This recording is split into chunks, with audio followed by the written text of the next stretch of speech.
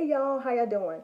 So I know I told you guys that I was going to do a video to basically tell you my takeaways from the Relationships Goals book that Pastor Michael Todd wrote, him and his wife. And so the title of this particular video is called No Grit, No Pearl. Y'all, this is my third time doing this video, so hopefully the sound is right and different things like that. Okay. Kim, if you're watching this video, no girl, I don't have a necklace on. I didn't bring it into California, so you're just going to forgive me, all right? And so we're gonna put my little hair right here, and hopefully they'll take up some of the space, and we're just gonna keep it moving. So, no grit, no pearl. Now, the reason how I came up with that particular title is actually I bought a calendar from Five Below. I had this calendar for a while now, and for the little saying this month, it was no grit, no pearl. Now, I found that to be hilarious after I actually read Relationship Goals, and I did the U version plan on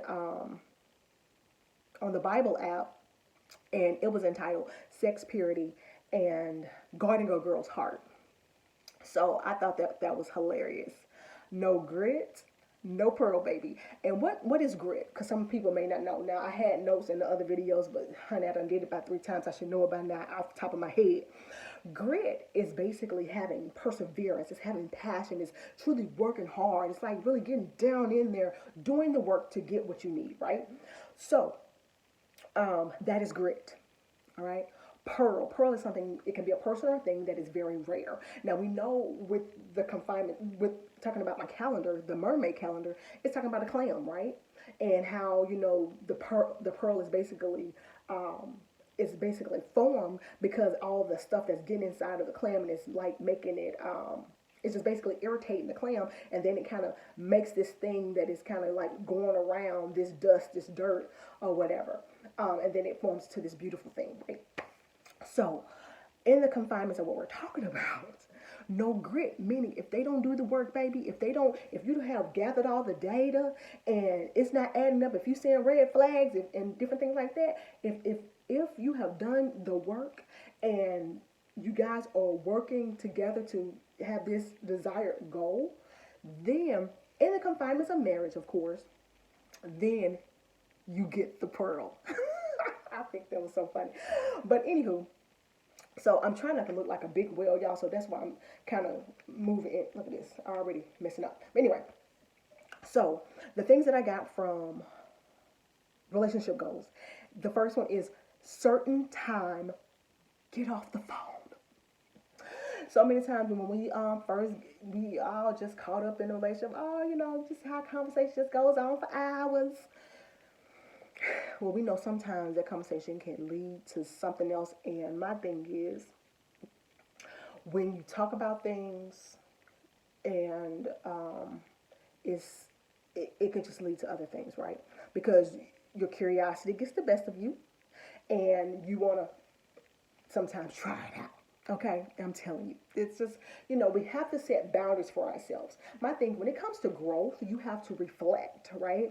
And when you reflect and you try to figure out my thing is, you have a desired goal, and they always say, work your way back. Well, you know that you're not trying to go there, so you have to set yourself up for success. Get off the phone at a certain time. I'm telling you, it's going to help your life. Also, another one, certain time, take your butt home. No spending the night. No spending the night. And I'm not saying that it can't be done. I'm not saying that.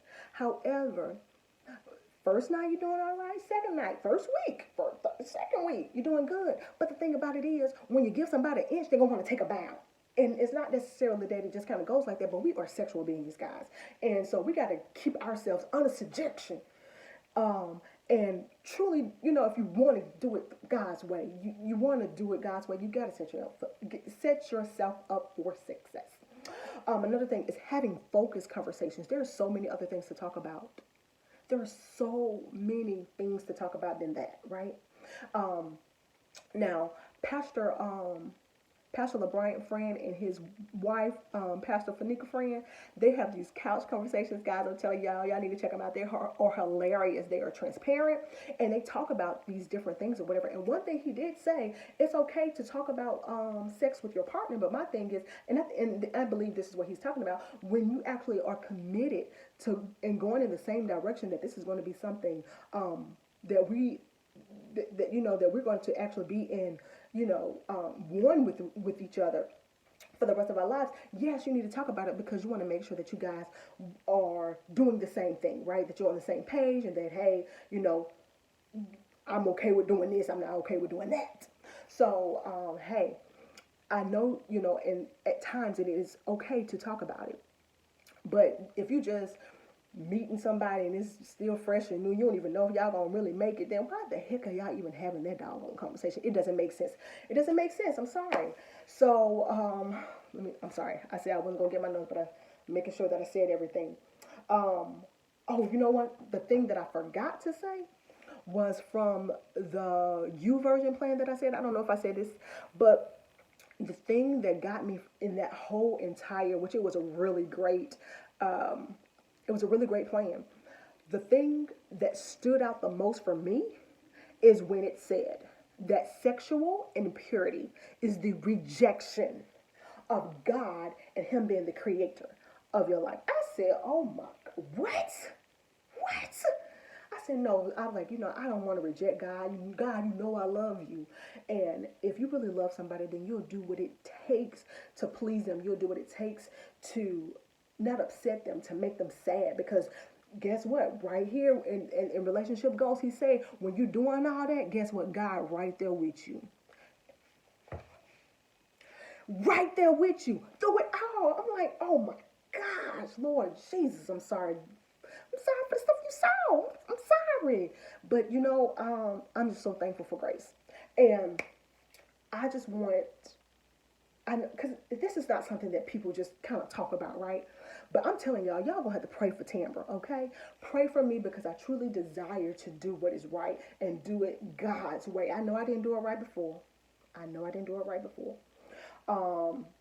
But again, I'm just trying to get back on the right path.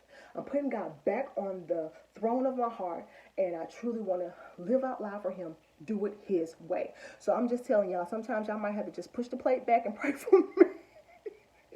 Pray for me, because I do desire to do it God's way, and I'm just trying to set boundaries, because that's what growth is, setting boundaries, so that I can truly do this thing His way, because I want to let people know that it can be done. But yeah, so I hope that you guys, because maybe you can't get the book or something like that, but hopefully my takeaways can kind of that I got from the book will kind of help you and make you think of like different things that you can do a little different, so that you can be that you can succeed in the relationship that you're in.